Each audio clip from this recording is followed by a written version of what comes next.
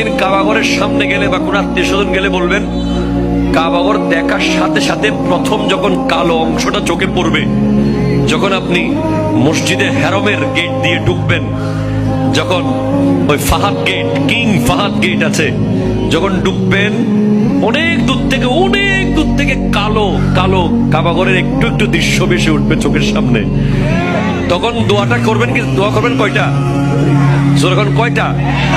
একটা দোয়াই কবুল হবে দেখার সাথে সাথে।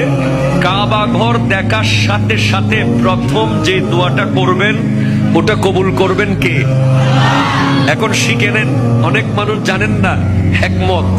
আপনি একটা দোয়া করবেন, একটাই শেষ, একটা সুযোগ পাবেন আপনি, কিন্তু আপনি এমন এক দোয়া করবেন যেন যতদিন ওখানে থাকেন প্রত্যেক দোয়া কবুল হয়ে যায়। এই হিকমতি দোয়াটা শিখে নেন। আপনি বলবেন, আল্লাহ আমি 10, 12, 15 যতদিন এখানে থাকবো, যতগুলো দোয়া করব সব কবুল করে নিয়েন।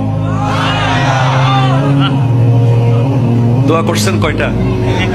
পাবেন কয়টা? কাবা, কাবে কি রৌনক, কাবে কা মঞ্জর, আল্লাহু আকবার, আল্লাহু আকবার।